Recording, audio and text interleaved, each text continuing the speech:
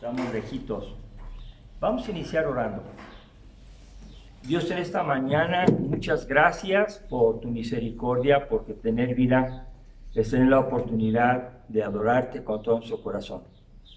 Venimos a reunirnos porque creemos en ti a través de nuestro Señor y Salvador Jesucristo y tenemos todo nuestro deseo de adorarte con todas las alabanzas que hemos dado, con nuestras ofrendas, y también, Señor, queremos escuchar tu palabra y entendemos claramente que tu palabra no puede ser entendida si no es con la ayuda de tu Espíritu Santo para que dé los resultados que tú quieres y tienes planeados para nosotros y para el mundo entero.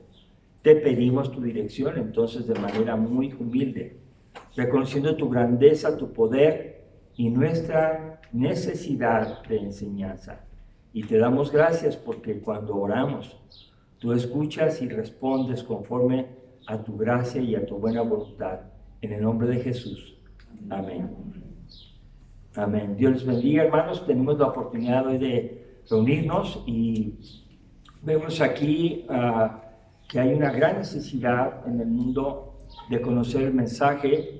Estamos en los últimos tiempos y estos últimos tiempos significa que la maldad se está multiplicando y curiosamente el amor de muchos se está enfriando, ¿verdad? Se está enfriando. ¿Qué significa esto? Que tenemos que ver cómo se está cumpliendo la palabra y está creciendo juntos el trigo, que sí es de parte de Dios y ejemplifica a los que tienen salvación, y la cizaña, que son todas las personas que se parecen a los cristianos y que no tienen la salvación. Y ahora estamos conviviendo juntos. Ahora vivimos en un mundo que todo el mundo dice que es creyente. Ustedes han visto personas que dicen la famosa palabra, Dios te bendiga, y nada tienen que ver con Cristo. Usan el lenguaje que es cristiano y lo usan para todo, no importa que sea.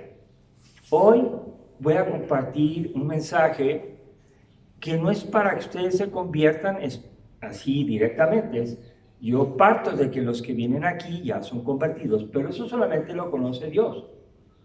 Entonces, si alguien no es convertido, le va a servir mucho. Y si alguien es convertido ya, le va a servir para enseñar el evangelio a otros. La iglesia existe para ser la agencia que comparte la salvación a todo el mundo. ¿Por qué digo esto? Porque el pueblo judío fue el pueblo que Dios escogió y que formó a través de un pagano que no merecía nada, que se llama Abraham, y que lo llamó y le dijo: hey, Abraham, deja tu tierra y tu parentela y ven a la tierra que yo te daré. Y a partir de ese momento, esa persona que era pagana, que tenía muchas formas de vivir que a Dios no le agradaban, él se convierte.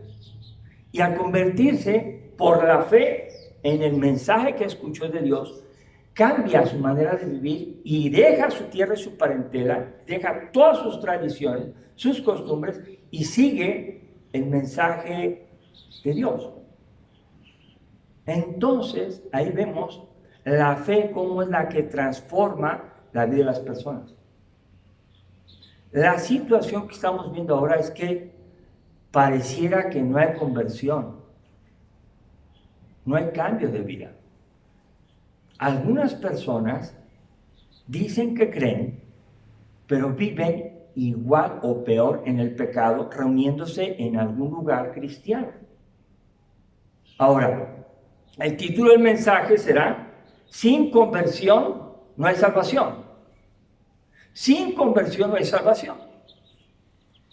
Si Abraham escucha el mensaje y no obedece y cree en Dios, entonces él no fuera el padre de la fe y nosotros no seríamos el pueblo de Dios injertado, descendientes de Abraham por la fe. ¿Se dan cuenta? Entonces el mensaje de hoy es: sin conversión no hay salvación. Ahora, quiero decirles con todo mi corazón que sin duda algunos pueden ser no convertidos creyendo que son convertidos. El ejemplo más claro es que los judíos creían que eran judíos y salvos, pero en su creencia tan errónea, mataron a Jesús, al autor y consumador de la fe, al autor de la vida, al verbo, lo mataron. Lo crucificaron para que se cumplieran las escrituras, pero ellos estaban obsesionados en guardar la ley en su forma particular de pensar. Ellos eran sabios en su propia opinión. Yo espero que nosotros no seamos sabios, sino con la sabiduría que viene de lo alto, la sabiduría divina. Entonces, ¿están de acuerdo conmigo que cada día se escuchan más y más noticias de personas que están haciendo más y más maldad y que inclusive ahora se dicen cristianos los homosexuales? Y no solamente eso, sino hay pastores homosexuales ya. Y eso está implicando un serio riesgo para los que predicamos la palabra, porque todos esos mensajes que se transmiten son observados por unas personas que vigilan esto, de la transmisión de los mensajes, y cualquiera que dice una palabra en contra de esas situaciones de pecado, pueden ser clausuradas sus cuentas, o también puede empezar una situación de restricciones más serias. Entonces ahora, para no tener problemas, muchos cristianos al pecado le dicen, no, está bien, es su manera de pensar. Y la maldad está incrementando. Mira, quiere hacer esto. Ay, pues déjalo allá, al cabo yo voy al templo. Y no hay una idea clara de la conversión para compartírsela a ellos y que ellos puedan tomar decisiones en función del autor y consumador de la fe, en función de su salvación. Quiero que veamos en Marcos capítulo 1, versos 14 y 15, cómo inicia el mensaje de salvación. En el Evangelio de Marcos capítulo 1, versos 14 y 15, dice así: después que Juan fue encarcelado, Jesús vino a Galilea predicando el evangelio del reino de Dios, diciendo: el tiempo se ha cumplido y el reino de Dios se ha acercado, arrepentíos y creed en el evangelio. Vamos a notar algunas situaciones aquí claras. Cómo la maldad ha existido desde Caín, Abel, Adán y Eva y todo eso. Ahora vemos aquí el verso 14, la situación. ¿Qué le pasaba a Juan? ¿Dónde estaba? Estaba encarcelado. ¿Y sabe por qué estaba encarcelado? Porque tuvo el valor espiritual, informal, como profeta de Dios, de decirle a Herodes: la mujer que tienes no es tu mujer, es la mujer de tu hermano. Y él estaba señalando una situación de pecado que no se le podía decir a nadie que fuera una autoridad, como Herodes se consideraba el Dios de todo el mundo conocido. Y le estaba tocando ahí, donde le dolía, le molestó. Pero Herodes tenía cierto temor. Y ustedes saben que la mujer de Herodes incitó todo eso. No voy a platicar la historia porque no es el motivo de la predicación, pero así inicia. Juan está en la cárcel. Entonces Jesús va a Galilea y predica el evangelio del reino de Dios. Entonces ahora noten que hemos predicado que hay dos reinos. ¿Cuáles son? El reino del diablo, Satanás, el adversario, y el reino de Dios. Y ahora, ¿por qué viene a predicar el reino de Dios? Porque el reino del diablo está tomando muchas situaciones, entre ellos a Juan, que lo mete a la cárcel y que finalmente lo decapitan. Pues esa maldad se ha ido multiplicando más y más, y ahora hay muchísimos cristianos en países como China y otros lugares donde están siendo perseguidos, encarcelados, torturados y algunos hasta muertos.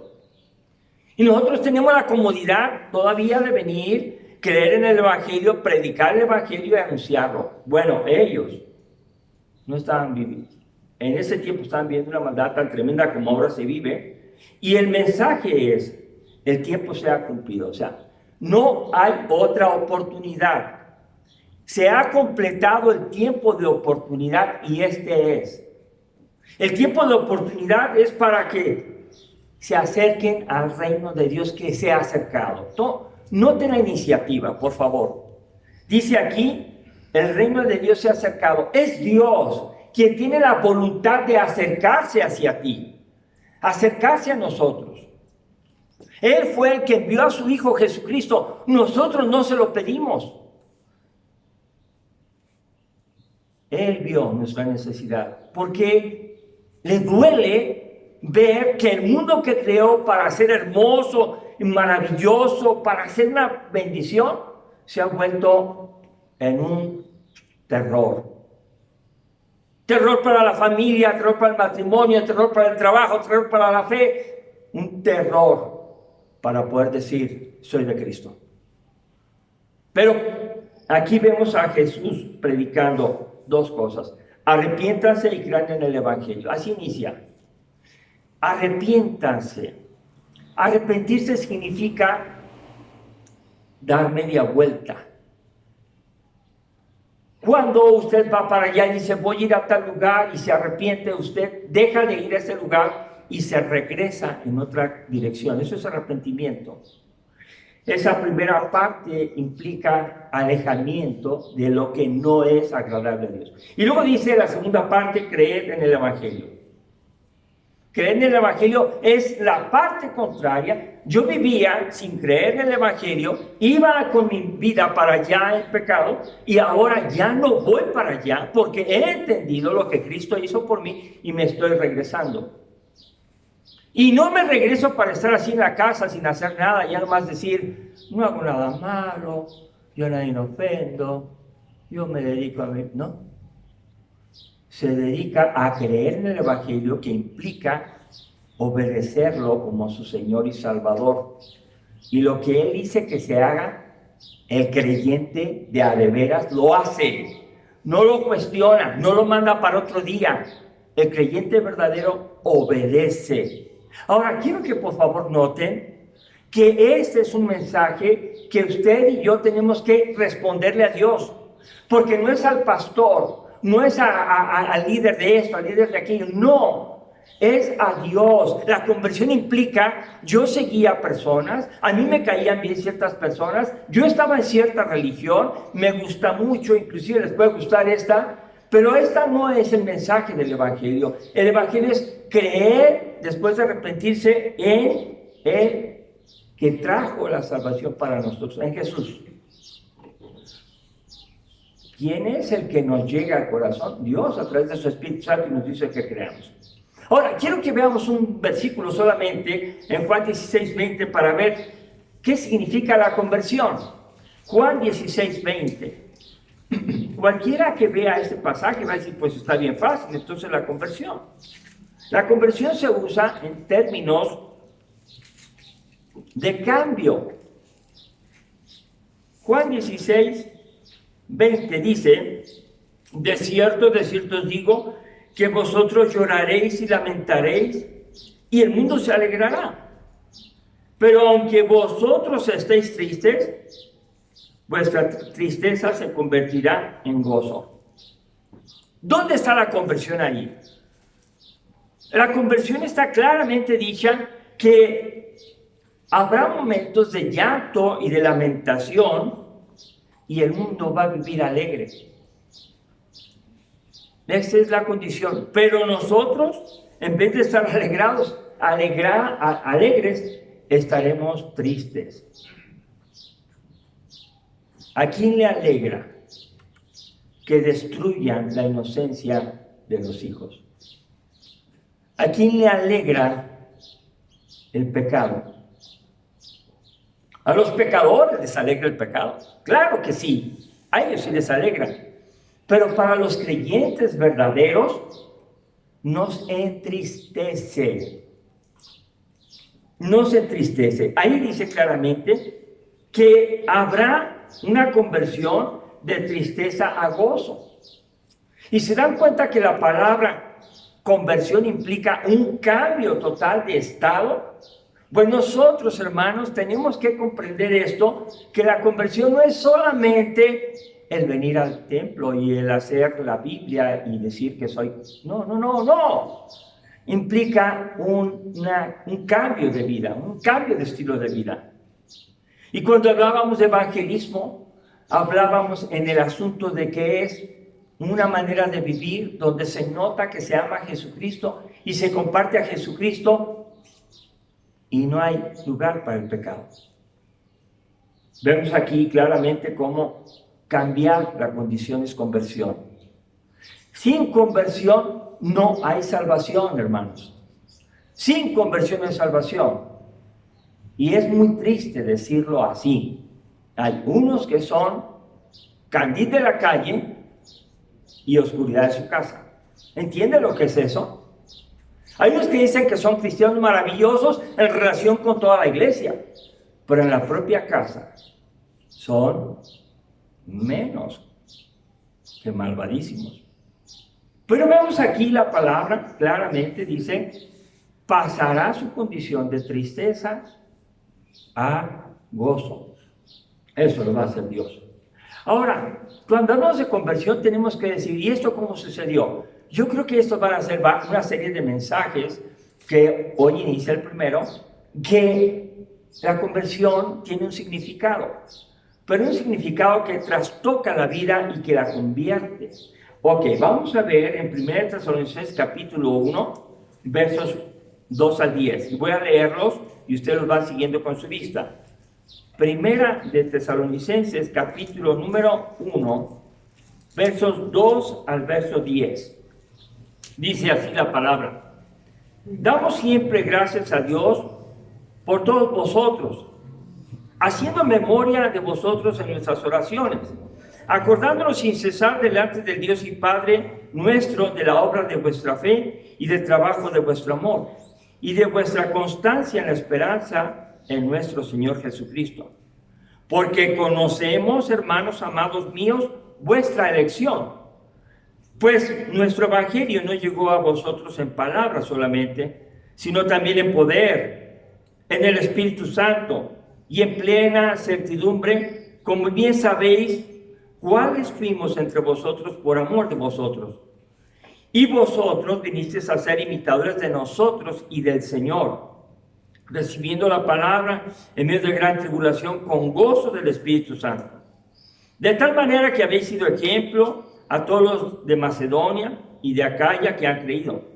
Porque partiendo de vosotros ha sido divulgada la palabra del Señor, no solo en Macedonia y Acaya, sino que también en todo lugar vuestra fe en Dios se ha extendido, de modo que nosotros no tenemos necesidad de hablar nada, porque ellos mismos cuentan de nosotros la manera en que nos recibiste y cómo os convertiste de los ídolos a Dios para servir al Dios vivo y verdadero y esperar de los cielos a su Hijo, al cual resucitó a los muertos, a Jesús, quien nos libra de la ira venidera.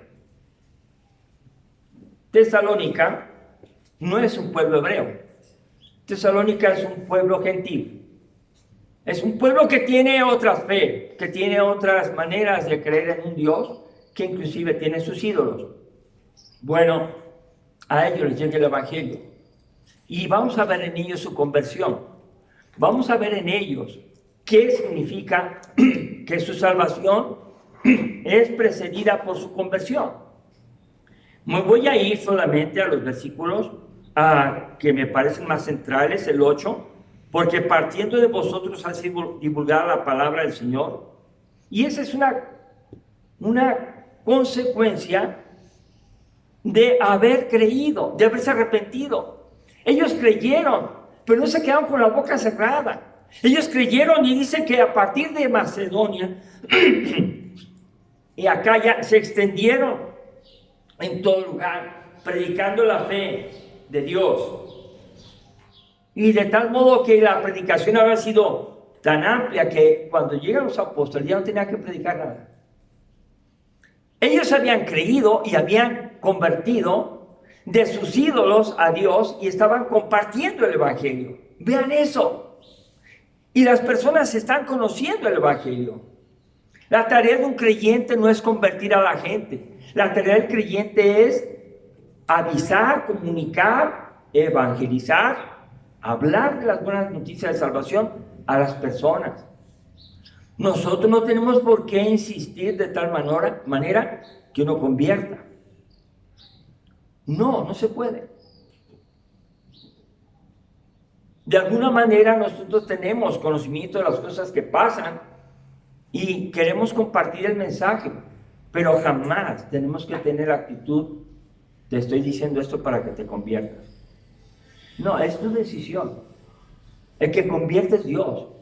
Nosotros solamente tenemos la responsabilidad de compartir. Y los apóstoles, fíjense bien lo que hicieron. Predicaron el Evangelio y se fueron. Y los dejaron ahí. ¿Por qué cambiaron sus vidas de los ídolos a Dios? ¿Por qué? Porque creyeron. Porque se arrepintieron. Porque dejaron de vivir de los ídolos. Y así dice que las mismas personas cuentan cómo se convirtieron de los ídolos al Dios vivo, para servir al Dios vivo y verdadero. Se convierten para servir, no para ser servidos. Es una conversión que tiene una utilidad en el reino. Si el reino de Dios tiene maldad y tiene su ejército de personas malas, también el reino de Dios tiene un ejército y somos nosotros para hacer las cosas buenas de Dios. Amén. Nosotros somos los que tenemos que llevar las buenas noticias a otros. Pero sin conversión no hay salvación. Si yo no me convierto, ni siquiera voy a abrir la boca para hablar de Cristo a otros. Me va a dar vergüenza, temor, y va a decir, aquí no voy a hacer esto, ¿por qué para allá? Mientras el mundo se está descomponiendo en la sociedad y el pecado no respeta nada y se está metido en las estructuras sociales y están haciendo desastres y medios, y eso sí se puede. Hablar del pecado en las reuniones de trabajo, hablar del pecado en las reuniones de que sea. Pero cuando quieres hablar de Cristo, ¿qué te dicen? Hey, aquí no está permitido hablar del Evangelio, ni de ninguna cosa. ¿No les han dicho eso? Pero habla del pecado, habla chistes rojos, habla de la mentira, del robo, habla de la maldad. Y las personas dicen, ¿y qué más, ¿Y qué más? Cuéntame. Y nadie dice, cállense, porque esto es obra del maligno. ¿Por qué? Porque están sus ojos vendados, porque no se dan cuenta que el mundo entero está bajo el poder del maligno y nosotros tenemos que hablar de Cristo. Y los tesalonicenses hablaron de Cristo y no solamente hablaron, le servían a Cristo y vivían con una actitud en el verso 10 y esperar de los cielos a su Hijo, al cual resucitó de los muertos, quien nos libra de la ira venidera. Esa es una actitud de vida, por favor. Nosotros no nomás convertimos y hablamos de Cristo, sino también dice, tenemos una actitud de esperar de los cielos a su Hijo. De esperar de los cielos a su Hijo. Ahora, ¿por qué? ¿Qué es esperar? Todos nosotros nos dimos cita para estar aquí. Y vemos el reloj y decimos, ya no alcanzo a hacer esto, tengo que apurarme porque quiero llegar a tiempo, así es. Y quiero llegar de manera que empecemos igual y nosotros lo estamos esperando. Esperar significa estar atento, ejercitar la decisión para enfocarte en algo. Y fíjense lo que está aquí diciendo, estamos esperando de los cielos a su Hijo. Esperar es como voltear a ver, miren qué hermoso cielo. ¿Podrá venir Jesús ahorita? ¿Podrá venir? No sé. Pero estamos esperando. La espera es algo maravilloso. Esperar es una acción de ir a un lugar y decir, ya llegó el viaje de fulano. Mira, todavía no llega. Mira, está retardado. Mira, ahí viene. Esperar es algo emocionante. Es algo que no te permite dormirte. Porque si te duermes, pierdes tu oportunidad. Tal vez te despierten, ya llegué, ya aquí estoy. Tal vez, pero tal vez no te despierten. ¿Me explico? Esperar ¿a quién? A Jesús. ¿Qué hace Jesús cuando venga? Nos libra de la ira venidera. ¿De cuál ira? Miren, hermanos, la paga del pecado es muerte. El pecado hecho a lo claro, a escondidas, diplomáticamente, con pretextos y excusas, con justificaciones, aparentando que estás haciendo lo correcto. Cualquier cosa que es pecado, Dios lo ve. Y cuando una persona se habitúa al pecado, es que no se ha habituado a Cristo. Y por lo tanto, como hemos dicho, por sus frutos se conoce la persona, y la persona no va a ser salva si no hay conversión. Sin conversión no hay salvación. Así sea un pastor, así sea quien sea, la autoridad máxima. Y esto es algo triste, porque en estos tiempos pastores, apologetas, está cayendo. No les interesa el mensaje, les interesa otra cosa. No podemos poner la confianza en personas, sino en Cristo. Amén. ¿Qué aprendemos de los tesalonicenses? Dos cosas. Una, se aparte del pecado, el creyente, y lo repudia. El creyente verdadero se aparta del pecado, dice, no participo de sesiones de fotografías sensuales, no participo de la mentira en la compra de algo, o sea, yo no voy a participar. Y aparte lo repudia, quiere decir, no quiero que me vuelvas a invitar, no es de mi agrado. Repudiar es decir, desecho. No me interesa, me molesta, me incomoda, no quiero. Esa es la primera parte. Y la segunda parte que logra una persona que se ha convertido es, se acerca a Cristo para vivir por fe, haciéndolo su Señor y Salvador. Se acerca a Cristo, va con Cristo y le dice, Señor, he aceptado tu salvación y dejo el pecado y vengo contigo, quiero que me dirijas.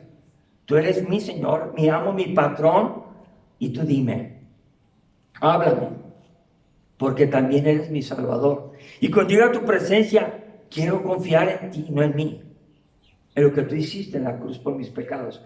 Y yo quiero vivir haciendo tu voluntad con mi mayor esfuerzo, aunque reconozco que soy imperfecto. Eso es la conversión. ¿Quién lo hace? Nosotros, los creyentes verdaderos, tenemos que hacerlo.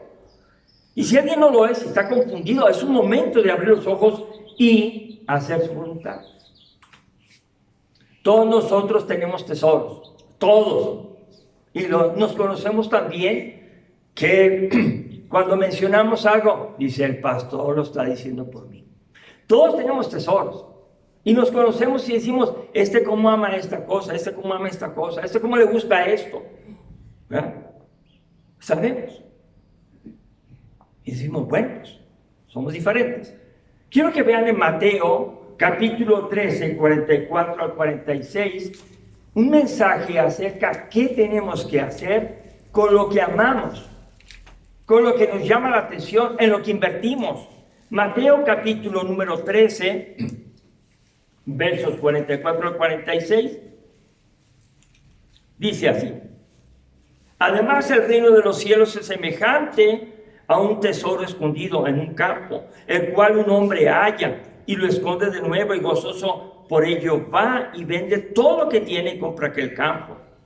También el reino de los cielos es semejante a un mercader que busca buenas perlas, y habiendo hallado una perla preciosa, fue y vendió todo lo que tenía y la compró. Eso es conversión. Eso es exactamente lo que nosotros tenemos que ver. Lo que yo más amo, eso es mi amor por las cosas. Usted póngale su nombre. ¿Qué es lo que ama más?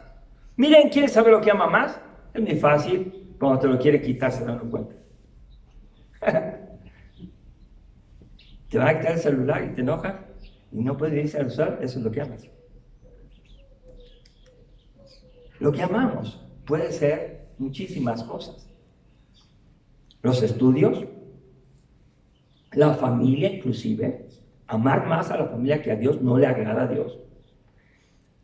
La belleza física, ¿cómo la luzco? Sea hombre o sea mujer, quien sea. El dinero, también hay gente que ama el dinero. La flojera, hay gente que ama la flojera.